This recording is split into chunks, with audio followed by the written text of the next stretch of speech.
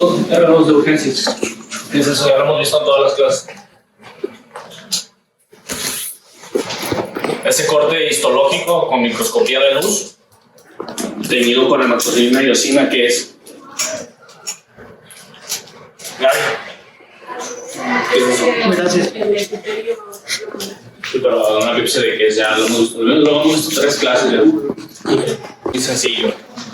Bueno, recordando, las causas de lesión renal aguda han sido diversas según el año de publicación. Desde el primer reporte de lesión renal aguda en 1821 se reportaron 5 casos, principalmente asociados a pielonefritis y absceso abdominal. Hasta actualmente, con los criterios actuales de CADIGO 2012, la principal causa de necrosis de lesión renal aguda, como pueden ustedes observar, pues es la necrosis tubular aguda de origen isquémico, seguida por la azoemia prerenal, que en algunos artículos siguen insistiendo en llamarlo así, y otros proponen que sea azoemia hemodinámica. Ahorita les voy a decir por qué.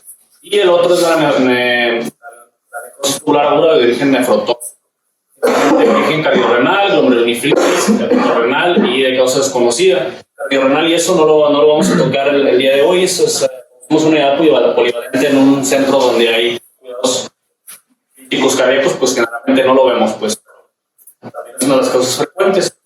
Recordando, la lesión renal aguda es una lesión que se establece en menos de 7 días y de manera arbitraria se ha definido como un incremento mayor al 0.3 o una oliguria por más de 6 horas. ¿Por qué esta definición? ¿Por qué no 0.4 o por qué 0.5? Porque los expertos, porque a partir de estos valores empieza a haber desenlaces malos en los pacientes, empieza a aumentar el riesgo de complicaciones, muertes de ventilación mecánica, entre otras cosas. Pero el principal objetivo de esta definición es homogeneizar la forma en que hablamos entre médicos, homogeneizar la forma en que se hacen estudios clínicos y la forma de expresarnos, pues, pero tomar en cuenta que es algo arbitrario. Y los desenlaces más importantes es que mortalidad, otras cosas, es que los pacientes que presentan una lesión renal aguda corren el riesgo de presentar otra entidad que se llama enfermedad renal aguda. Es diferente. Son aquellos pacientes que no se alcanzan a recuperar de la lesión renal aguda, pero todavía no alcanzan a entrar en el rango de enfermedad renal crónica, que es aquella que persiste más de 3 meses. También es una definición arbitraria con fines de estudios. Nomás tomar en cuenta que es una definición pues, con muchos bemoles, muy cuestionaria, porque nada más toma en cuenta estos 2 parámetros y no toma en cuenta otras cuestiones como cuestiones estructurales, tampoco toma en cuenta el resto de las funciones que hace el riñón, no nomás de pura creatinina y produce orina, tiene funciones inmunológicas, también controla el equilibrio de electrolitos, equilibrio ácido-base. Por eso, como dijo ya la doctora Mariana, se propuso recientemente una nueva definición que lo único que intenta hacer es identificar de manera más precoz la lesión renal aguda. Ya sabemos que la creatinina tarda hasta 48 o 72 horas en elevarse. De hecho, tiene que perderse una cierta cantidad de unidades renales funcionales, que son las nefronas, para poder hacer elevación de creatinina. ¿Alguien se acuerda cuántas nefronas tenemos en cada riñón? Digo, más o menos, ¿no? En cada una. Entonces, prácticamente en un individuo sano, como que estamos aquí nosotros, necesitamos perder 1 millón de nefronas para que se eleve 0.3 la creatinina. Entonces, básicamente debemos perder un riñón para que suceda eso. Sin embargo, pues tarda mucho tiempo, desde el insulto, desde que se choca el paciente, desde que le damos un nefrotóxico, lo que pasa, pues tardan hasta 48 horas en que nos demos cuenta, al menos en cuanto a creatinina. Es por eso que estos autores propusieron utilizar algunos biomarcadores, entre otros, los cuales no han logrado tener una aplicación real en la práctica clínica. Es difícil acceder a ellos, incluso en países del primer mundo no es tan fácil tener el acceso a solicitarlos. Pues ustedes buscan unidad de patología o en cualquiera de los grandes laboratorios de aquí de Guadalajara, y uno te hace dos. Entonces, incluso en la Ciudad de México no lo hacen. Entonces es difícil traerlo a la práctica clínica. Sin embargo, pues aquí nada más lo que hicieron a la clasificación clásica de CADIGO 2012, que ya deben estar familiarizados con ella, pues nada más le agregaron la presencia de los biomarcadores. Tiene biomarcadores, le agregamos una B a cada uno de los estadios. ¿Por qué es importante clasificar la lesión renal aguda con base en los estadios? Porque depende de qué tan profunda es la pérdida de función renal, con base en el estadio 1, 2 y 3.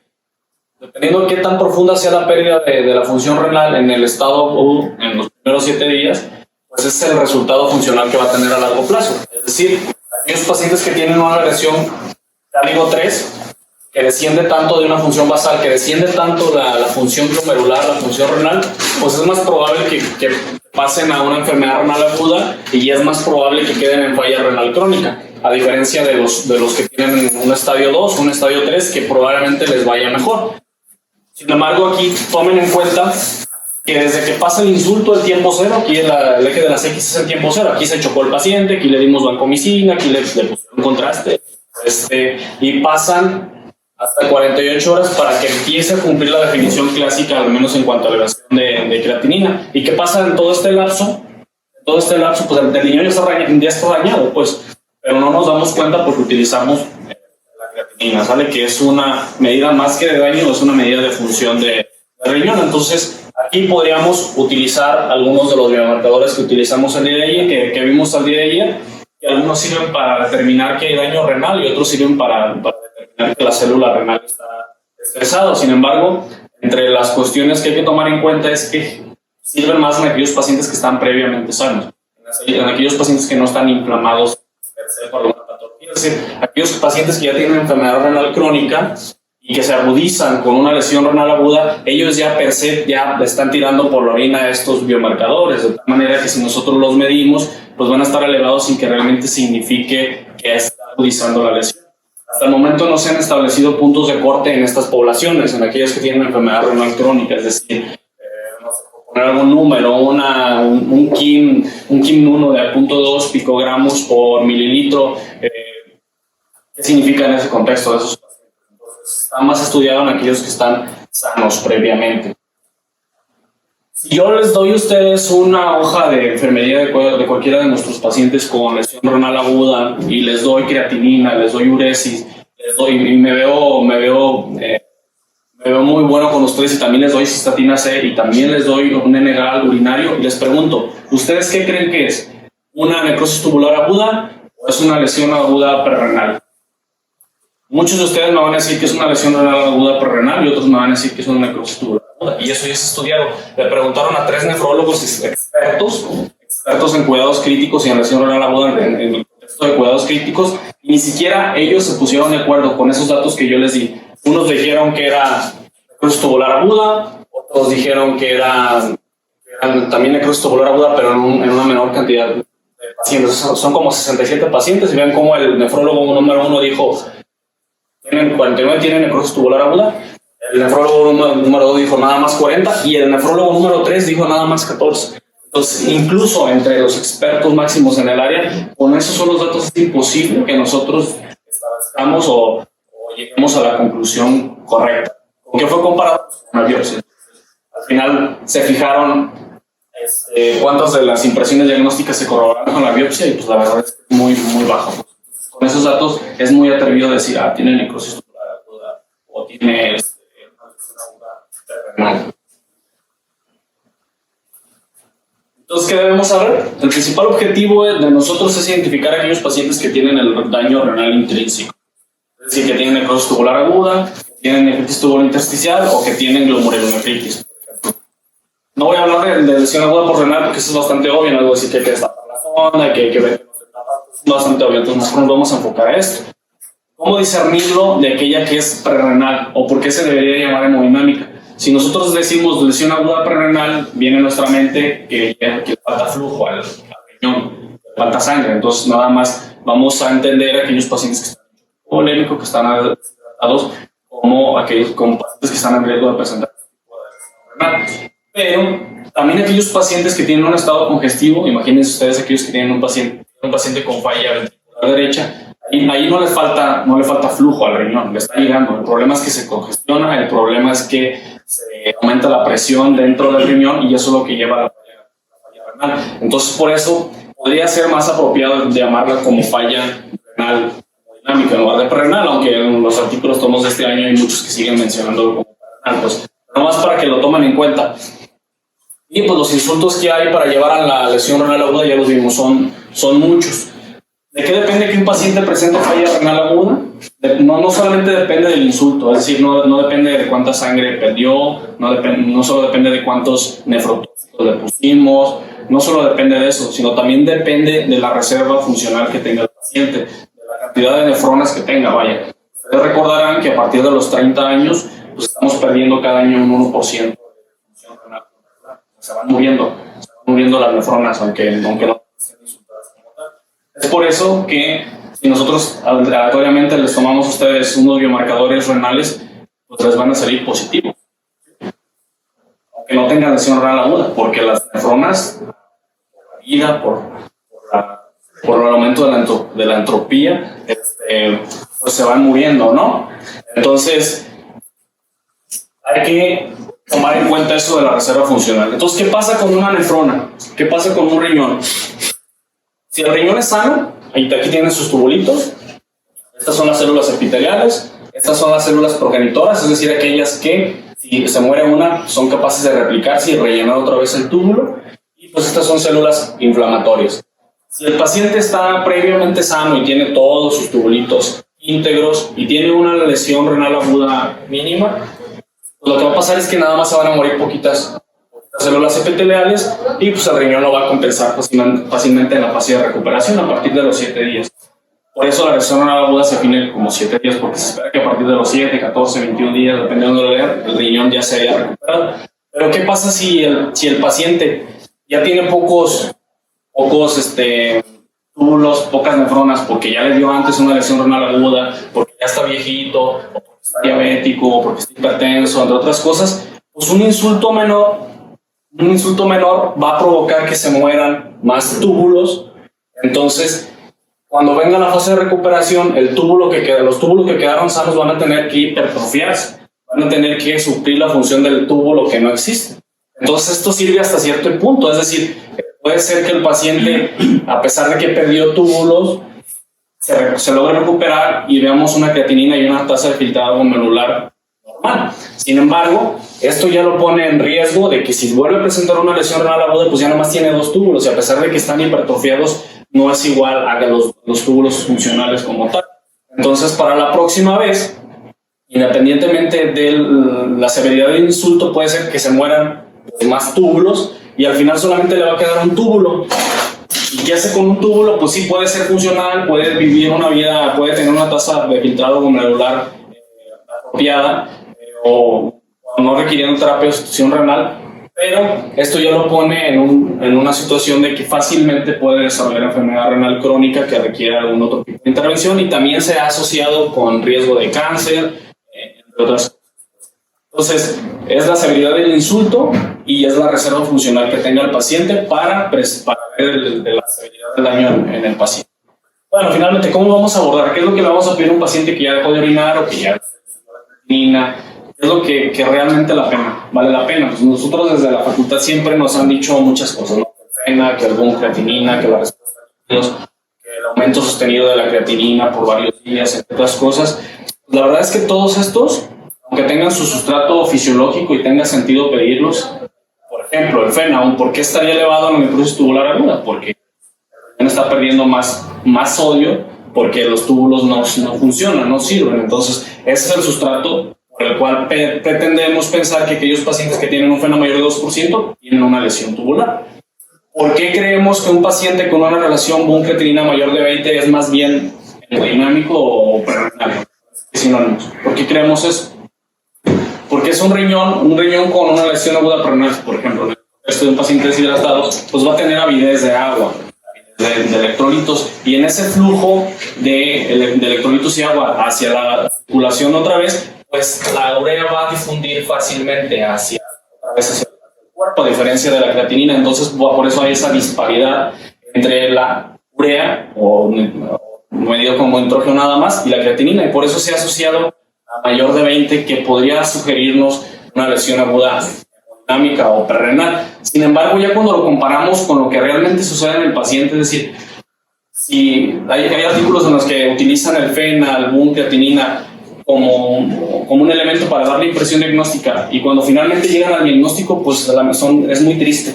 Es muy triste y es muy lamentable su rendimiento diagnóstico. O sea, realmente no funcionan, pues. Salvo el FENA podría emplearse en aquellos pacientes que nosotros hacemos un sedimento y nos salen esos que ya vimos, esos cilindros granulosos marrones y nosotros necrosis tubular.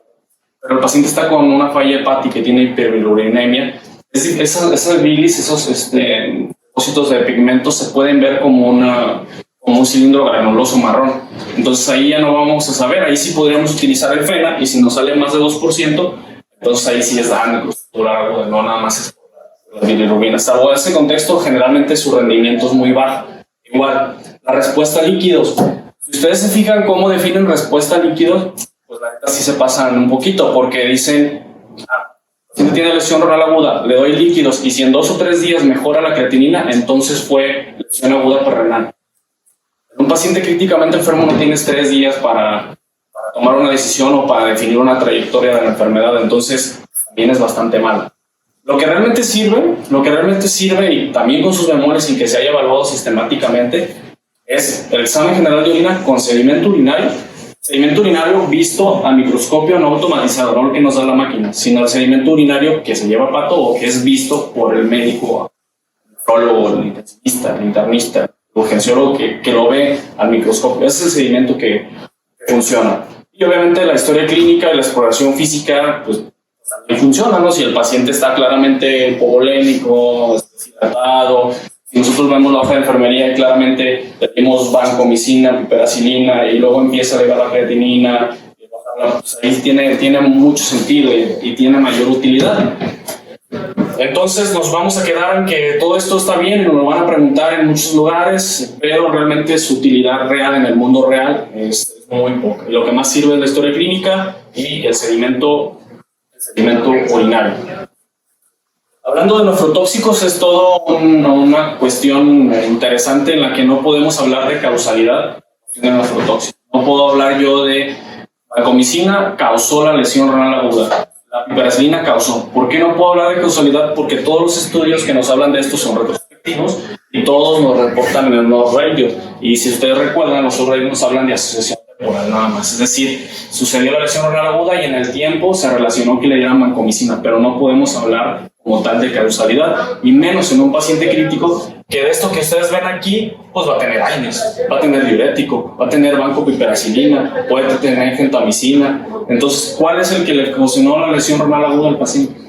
No, es difícilmente vamos a saberlo, y más porque no está definida una latencia de daño. Es decir, yo le doy vancomicina y no puedo yo predecir cuándo debería elevarse la creatinina. Es decir, en un paciente puede elevarse al día siguiente, en otro paciente a los 2 o 3 días. ¿De qué depende? No sabemos. Puede ser de la reserva funcional, de la dosis de vancomicina o de cuestiones ya inherentes del paciente. Entonces, todos estos son asociaciones temporales. Ahora bien, Gaby, la vancomicina, ¿qué tipo de lesión renal ocasiona? ¿Necrosis tubular aguda? ¿Nefritis tubular intersticial?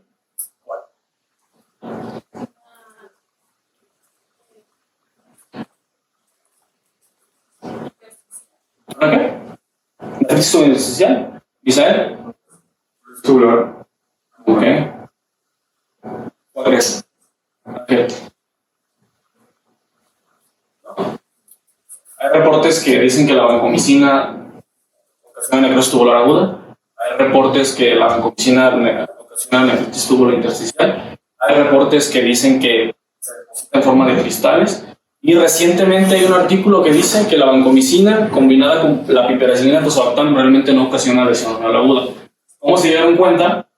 Pues porque les administraron, bueno, obviamente es un estudio, más un ensayo clínico, es un estudio, me parece que era un retrospectivo, y vieron que los pacientes que les daban vancomicina y piperacilina tazobactam efectivamente sí tenían una mayor elevación de creatinina con respecto a los que no. Pero cuando le medías todos los demás biomarcadores de daño renal, es decir, cistatina T, cistatina C o todos los que ya están negados, entre otras cosas, o veías la uresis, no se dañaba, no se alteraba. Entonces, ¿cómo puedo hablar de daño renal únicamente con la creatinina?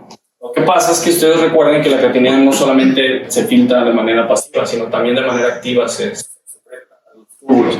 Entonces, se trata de, en algunos pacientes, la vancomicina con piperacilina tazobactam se comporta como una pseudotoxina, que provoca esa excreción renal de creatinina, ese pequeño porcentaje que se excreta de manera activa, no se excreta. Entonces, ¿qué es lo que pasa? Pues se eleva séricamente, pero todos los demás biomarcadores del daño renal no se elevan. Entonces, en algunos pacientes, esta combinación se comporta como pseudotoxina. En otros, hemos visto que provoca necrosis tubular y en otros, necrosis intersticial. Ahora bien, yo les pregunto, cuando nosotros tomamos una biopsia renal, tomamos un pedacito de riñón y no sabemos si eso que nosotros estamos viendo en ese pedacito asiste todo el riñón. Es probable que en algunos pacientes haya zonas de parcheado compatibles con nefritis tubulointersticial y también haya zonas de parcheado en otra porción del riñón con necrosis tubular aguda. ¿Vale? Entonces, también eso hay que tomarlo en cuenta para a la hora de determinar qué es lo que está provocando la lesión renal aguda. En definitiva, sí están asociados bastantes medicamentos a la lesión renal aguda. Nunca vamos a saber realmente cuál es. Y los patrones de daño varían según el estudio, según el paciente, según la reserva funcional del paciente, entre otras cosas. ¿Cuáles son los patrones de daño que nosotros debemos de buscar con el sedimento urinario? Pues debemos buscar el patrón de lesión tubular, de nefritis tubulointersticial, de glomerulonefritis, pues, porque aunque la mayoría son lesión tubular aguda, puede ser que tengamos un paciente que realmente esté con una glomerulonefritis. No puede ser que ya la traiga y la enfermedad aguda la exacerbe, entre otras cosas. Entonces también hay que tomarlo en cuenta. Cuando hay una lesión tubular, pues lo que se daña son los túbulos, ¿no? Acá esta porción, a partir de esto amarillito de aquí. Y en la lesión tubular aguda, el principal daño es aquí, en el túbulo contornado proximal. En esta área de aquí. Aunque también puede dañarse el distal y en menor medida el asa del gel. Pero aquí es lo que más se daña. En el contexto de la nefritis tubulointersticial, pues lo que más se daña es el intersticio, es decir, acá, en esta parte. Ahorita vamos a ver otras biopsias más claramente. Entonces, cuando nosotros buscamos el sedimento urinario, pues lo que buscamos es ver un producto de ese daño. Y ahorita vamos a ver cómo se ve. Y en la glomerulonefritis, pues lo que se daña es esta parte de aquí, donde van pasando los eritrocitos, se daña y pues lo que vemos son eritrocitos raros en el sedimento. Entonces, finalmente, ya se las presenté al principio. Esta es una necrosis tubular aguda. ¿Qué es lo que se daña? Túbulos, ¿ven? Todos están lisados, todas esas células epiteliales están lisadas, se vierten al túbulo. Cuando nosotros hacemos un sedimento, pues es lo que vemos. Esas células esfoliadas, lisadas y acumuladas.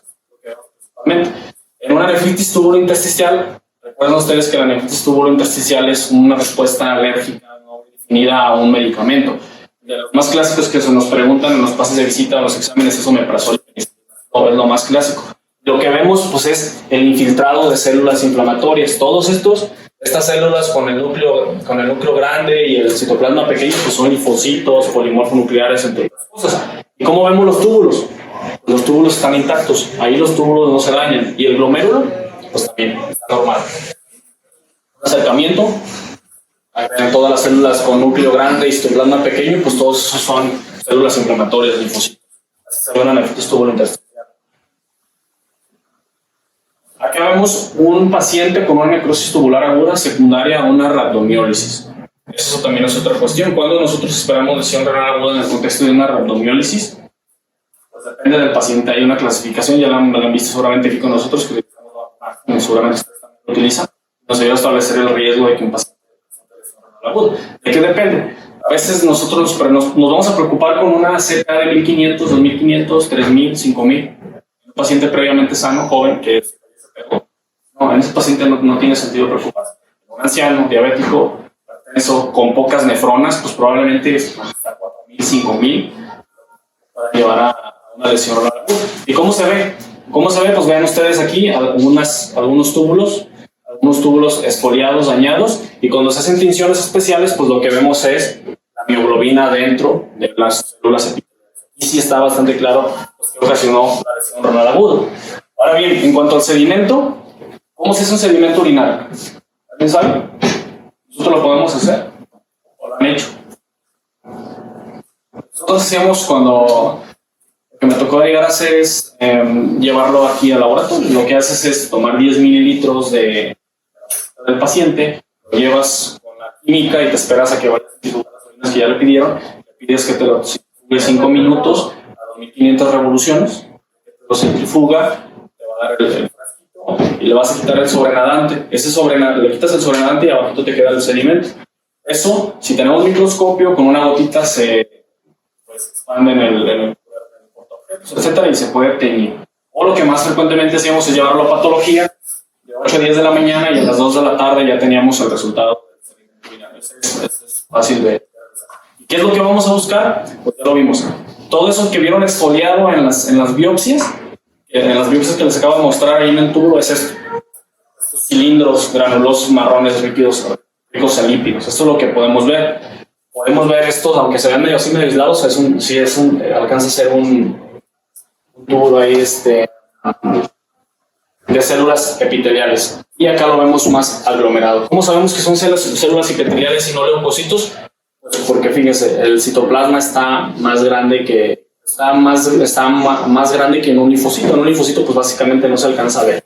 Son los hallazgos. Podemos no saberlos, podemos no tener la capacidad, el entrenamiento para discernirlos, para verlos nosotros. Tal vez no nos toque eso, pero debemos saber interpretar que si nos reportan cilindros granulosos, que si nos reportan cilindros de células epiteliales renales, pues nos están hablando de una necrosis tubular aguda. Eso sí debemos saber. Ahora bien, un paciente, el diagnóstico definitivo de necrosis tubular aguda es con biopsia. Pero no vamos a hacer biopsia a todos, de hecho es muy poco la que hacemos. Pero si nosotros comparamos el rendimiento que tiene el sedimento con las biopsias, es muy bueno. Ya lo hicieron Chaula y lo hicieron Peracela, lo hicieron en el año 2008 y 2009. Y lo que hicieron es establecer un puntaje en el que, con base en lo que encontrábamos en el sedimento, era la probabilidad de que tuviera necrosis tubular aguda, ya comparado con la biopsia. Y pues es bastante bueno. Y sin que nos aprendamos los números, si vemos cilindros de células epiteliales, si vemos cilindros granulosos, es muy probable que el paciente efectivamente tenga una necrosis tubular aguda, y lo podemos con eso discernir bastante bien de una azoemia hemodinámica o una lesión renal aguda prerenal, como ustedes le quieran llamar. Este es el de Peracela, otro es el de Chaula. ¿Y cómo se ve una nefritis tubulointersticial? A diferencia de una nefrosis tubular aguda, que es un síndrome, una afección localizada del riñón, una nefritis tubulointersticial se comporta como una enfermedad sistémica, es una reacción alérgica. Puede ser vista desde ese punto de vista. Entonces, lo que esperamos encontrar en la exploración física del paciente, aunque no muy frecuentemente se presenta, es de reacción alérgica, una reacción inflamatoria sistémica. Entonces, ¿qué podríamos encontrar? Una erupción cutánea, un rash, pues podemos verlo como es que le hizo alergia que estamos administrando, o podríamos confundirlos con una infusión rápida de la medicina, podría ser confundido con eso. ¿Qué es lo que esperamos ver? También puede presentarse fiebre, puede presentarse eosinofilia tanto en el sedimento urinario como a nivel sistémico. Sin embargo, pues si ustedes ven el 15%, 27%, 23%, pues es muy, muy poco la cantidad de veces que se presenta. Entonces hay que tener una sospecha muy alta para esta entidad. ¿Y por qué es importante? Pues porque esta sí tiene un tratamiento específico. A esta que sí hay que darle esteroides 3 semanas. Esto sí mejora el pronóstico. La necrosis tubular aguda no. Eso ya lo veremos el día de mañana, es sostén, entre otras cosas. Pero a la nefritis tubulointersticial sí hay que tener un tratamiento específico. Y algunos datos que nos sugieren en el sedimento urinario son cilindros de leucocitos.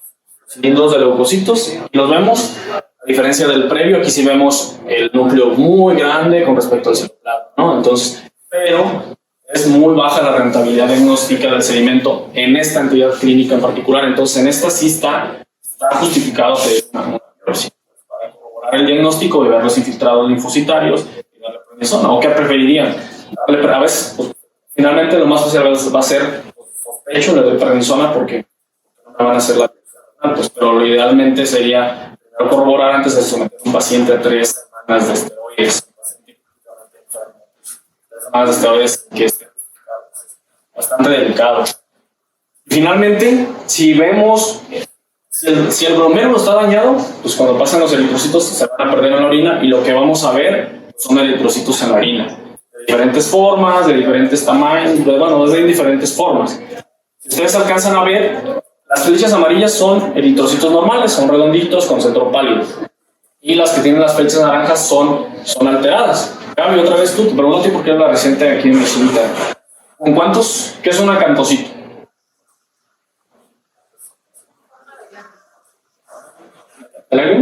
Bueno, ¿cómo lloras tú? Un chichón, no, tiene un chichón, sí, básicamente sí. Cuando tú ves más del 5% de eso en un sedimento urinario, es muy probable que sea morena. Pero no siempre se ven acantocitos, se ven eritrocitos dismórficos. ¿Qué es un eritrocito dismórfico? Pues simplemente que no tenga la forma natural que nosotros esperamos. Y cuando es así, con 20% de eritrocitos, está justificado que sospeches de glomerulonephritis, está justificado que solicites una biopsia. ¿Y qué más se puede ver? Pues cilindros de eritrocitos. Pues no es normal, no se deberían ver cilindros de eritrocitos en un sedimento. También esto nos gatilla una alta sospecha diagnóstica de que problemas en el glomérulo y por lo tanto pues hay que biopsiarlo. Y en ese sentido sí hay que biopsiarlo para ver después la inmunofluorescencia, que es la imagen que vimos toda verde, y ver qué patrón nos da y ahí ver si es por ANCA, si es por lupus, si es por antimembrana basal, entre otras cosas. Finalmente, ¿a quién debemos realizar biopsia en la unidad de cuidados intensivos en el contexto en particular, en nuestra vida real? Es un problema que este es un artículo del IFO, no sé cómo se pronuncia, que dice está muy mal, está muy feo que no haya suficientes biopsias para estudiar la aguda en el contexto agudo. Y es un obstáculo, o sea, si no se ven las suficientes biopsias, si no se ve realmente lo que está pasando en el riñón, pues nunca vamos a aprender. Todas esas preguntas que ahorita están saliendo o que puedan tener cuando lo leamos, pues no van a ser respondidas nunca. Entonces, hay una escasez de biopsias. Y existe un temor infundado a la biopsia, porque piensan que se va a complicar, que va a tener un hematoma, que el paciente va a terminar en nefrectomía. Es bastante raro, de una serie de 10,000 pacientes, solo un paciente requirió una nefrectomía secundario a una biopsia renal. Los demás sí tuvieron ahí su hematomita o lo que quieras, pero no requirieron mayor intervención. No nos corresponde a nosotros, obviamente. Nosotros, ninguno de los que estamos aquí tiene la competencia, ni está obligado a tener la competencia de hacer una biopsia, pues. Teníamos que depender de otros servicios, pues. Finalmente, pues la Carigo nos dice cuándo hay que pedir la biopsia a quien le toca hacer las biopsias. Cuando sospechamos de glomerulonefritis. Cuando sospechamos de glomerulonefritis, cuando hay eritrocitos dismórficos, cuando hay cilindros, ahí está. ¿Claro? Cuando tenemos un paciente con síndrome nefrótico. Y esto, la cosa más ambigua dentro de las ambiguas, de que dice cuando tengo una lesión renal aguda inexplicable. Y luego te dice, ¿qué es inexplicado? Que no estés séptico, que no sospeches isquémico y que no sospeches de tóxico. ¿Cuándo no vas a sospechar de eso? Entonces, cuando realizar la biopsia no está bastante claro, pero es seguro hacerlo. Lo que yo he revisado es seguro hacerlo, incluso en pacientes bajo ventilación mecánica es seguro hacerlo. Las series de casos son pequeños, pero es seguro hacerlo. Si el cuadro si el espectro clínico no nos cuadra con algo en particular.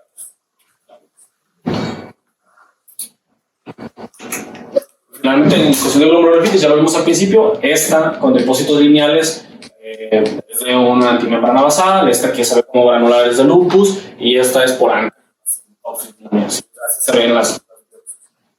Estaría muy padre que para ver la función renal tuviéramos como medimos la función del pulmón o del corazón con gasto cardíaco continuo o saturación de oxígeno respectivamente, pudiéramos medir la función renal de manera continua, ¿no? Que tuviéramos un monitor a un lado del paciente que nos diga ahorita tiene 70 de filtrado glomerular, ya tiene 65, ya tiene 60. Así de manera continua, estaría muy padre. No podemos hacer eso. A finales del siglo de los 90 hay un grupo de investigadores que les metían un radiofármaco que se eliminaba exclusivamente por el riñón y determinaban en función del tiempo cómo se iba eliminando, de tal manera que si se empezaba a acumular ese radiofármaco, pues eso hablaba de que el riñón se iba a deteriorar, ¿no? Cada 5 minutos hacían una medición del radiofármaco a nivel sistémico y eso te permitía determinar la función renal. Lamentablemente no se puede hacer eso, o sea, ya no se estudió después. Imagínense aquí nosotros inyectándole radiofármacos de manera. No se puede. O sea, es una cuestión que hasta el momento no tiene respuesta. No se puede medir la función renal de manera continua. Hasta aquí queda claro cómo vamos a discernir entre azoemia prerenal, nefritis tubulointersticial y nefritis aguda. Ahora vamos a hablar un poquito del ultrasonido. El rol del ultrasonido en la unidad de cuidados intensivos es bastante útil. Para empezar, nos va a ayudar rápidamente a ponerle ahí la sonda a ver si está obstruido, si hay hidronefosis o no, eso es lo más fácil, pero va más allá de eso. Hay pacientes que se ingresan con creatininas elevadas y no sabemos si está agudizado es un paciente que ya con enfermedad renal crónica, ¿no? Porque no tenemos creatininas basales. Entonces, también nos sirve para ver si el paciente tiene ya datos de enfermedad renal crónica. Esto es un riñón normal. Y lo más importante, lo más fácil que debemos identificar es la corteza, que esté de 1.5 o 2 centímetros, que tenga una ecogenicidad similar al hígado del lado derecho, y del lado izquierdo que tenga una ecogenicidad similar al. Eso es lo que debemos principalmente buscar. Cuando no es así, cuando nosotros vemos que la ecogenicidad de la corteza, ven como respecto al hígado acá está más blanco, pues es algo normal. Ahí está pasando algo a la corteza. ¿Qué es? No sé, pero le está pasando algo. Ahí eso es anormal.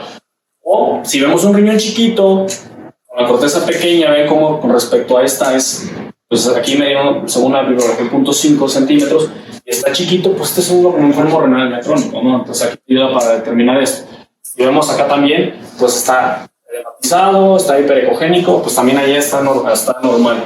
Pero más allá de la visión únicamente del riñón, podemos evaluar la hemodinamia del riñón a través del Doppler, pues como una medida de identificar, sería equivalente a los biomarcadores, es decir, identificar precozmente al paciente que va a presentar lesión renal aguda, identificarlo 1 o 2 días antes de que la vaya a presentar. Se ha estudiado el uso del ultrasonido Doppler en pacientes con riesgo de lesión renal aguda y se ha obtenido un índice que se llama índice de resistencia renal, que se obtiene de restar el pico sistólico que vemos aquí en el Doppler. Este no es de un riñón, pero nomás para ejemplificar.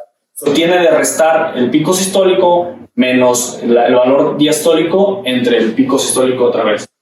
Con base en eso, tú tienes un cociente, y aquellos pacientes que tienen más de 0.73 tienen mucho riesgo, tienen más riesgo de presentar lesión renal aguda. Aumenta la probabilidad hasta un 30%, no es tanto en este estudio en particular, pero en pacientes en el contexto adecuado, por ejemplo, esto ha sido más estudiado en pacientes con posquirúrgicos de corazón. Pacientes que ya per se tienen mucho riesgo de presentar lesión renal aguda, estos pacientes tienen hasta un 30%, de todos, 30% va a tener una lesión renal aguda. Entonces, esa es la probabilidad pretexta antes de que tú le hagas el Doppler. Y utilizando los LR, no sé si están familiarizados con los homogramas de Faga, pero utilizándolo esto, lo único que tienes que hacer es el valor que te da positivo, trazar una línea a través de esto y te va a dar la probabilidad post-test. Entonces, si tú tienes un paciente posquirúrgico cardíaco y tiene un índice de resistencia renal mayor de 0.73, ya con eso tiene una probabilidad del 60% de presentar lesión renal. ¿Y sobre qué se basa este principio? Se basa sobre el principio de que vamos a medir cómo está afectada la hemodinamia a nivel de la arteriola aferente. Por eso funciona más en el contexto de pacientes con falla cardíaca o posquirúrgicos cardíacos, aquellos pacientes que se congestionaron durante la cirugía, disminuyó la complianza a nivel renal, le están apachurrando ahí la arteria un poquito y se apachurra la arteria. ¿Qué es lo que va a pasar? Pues el flujo diastólico es el que se va a ver más afectado, ¿no? Entonces solamente va a haber picos sistólicos. Entonces cuando hagamos la división se va a estar aproximando al 1, el cociente, y ese es el sustrato fisiológico de por qué hacer ultrasonido renal. ¿Dónde lo debemos hacer? Lo debemos hacer lo más cercano a la arteriola aferente. Obviamente con el ultrasonido no vamos a ver dónde está la arteriola aferente, ni tampoco la interlobular, que serían estas chiquitas rojas. Pero sí podemos ver las arcuatas, estas de aquí, y las interlobulares. Entonces estas son las que debemos buscar en el ultrasonido. Y si se puede, ven, esta es la imagen que les presenté al principio. Si se alcanzan aquí a pintar con el Doppler las interlobulares, como la arteria, las arcuatas aquí en este estudio en particular no se ven. Y ven aquí está el espectro de Doppler. ¿Cómo se debe realizar? Se debe hacer con la sonda la convexa, se debe de hacer posterolateral. Debemos de buscar en las ondas que al menos 3 ondas de estas se parezcan, porque luego el paciente se mueve y le estamos dando ya otra arteria. Entonces en pacientes con ventilación mecánica hay que hacerles una pausa inspiratoria para poder medirlo. Entonces buscamos que el espectro las ondas sean parecidas, sea congruente, y luego ya damos trace y otras cosas, y pues ya nos da el índice de resistencia. ¿Se puede hacer? Sí. Este es un paciente que teníamos en la cama número 6. Lo que se hace es claramente el riñón, no se puede. Lo que hay que hacer es disminuir al mínimo la ventana del Doppler, el circulito que tenemos, de lo más chiquito que se pueda, y aplicar el Doppler. Este es el mismo paciente, 2 minutos después. No he hecho muchos yo, entonces a lo mejor no se parece tan bonito como el otro, pero vean la variabilidad, al menos intraobservador. A mí me salió un índice de resistencia de 0.55 en el primero y en el otro de 0.57. Entonces sí se puede utilizar. Obviamente, como ya les dije, esto está más estudiado en los pacientes o aquellos pacientes que tú sospechas que el problema sea por hemodinamia de tipo congestivo, es decir, no lo vamos a utilizar en todos, pues. Lamentablemente, a lo mejor después salen estudios de que en pacientes con choque séptico o sepsis nada más también funciona, pero hasta el momento pareciera que su mayor utilidad es en el contexto de pacientes que se puede usar, ¿no? Y finalmente, 3 minutos nada más. ¿Quién cree en la nefropatía por contraste? ¿Quién dice que sí existe? Yo supongo que ya... Bueno, no, ¿nadie? Nosotros no, pero todavía los radiólogos y muchos tipos de servicios siguen creyendo en este tipo de enfermedad, pues, que realmente, nomás brevemente, pues, el mito nació en 1954 cuando publicaron un artículo que decía que aquellos pacientes hicieron pirografías por diversas cuestiones y vieron que la creatinina aumentó después de 3 días. Entonces, automáticamente, manufacturamos una enfermedad, le doy contraste y a los 3 días se le aumentó la creatinina, entonces debe ser por el contraste. Y a partir de entonces, varias décadas de publicaciones de que existe la nefropatía por contraste. Para nosotros decir que un elemento ocasiona algo, que hay causalidad, pues debe de seguir una secuencia, ¿no? Si yo digo que el contraste provoca lesión renal aguda, pues debería incrementar la creatinina, ¿no? De alguna forma. Pero también debería incrementar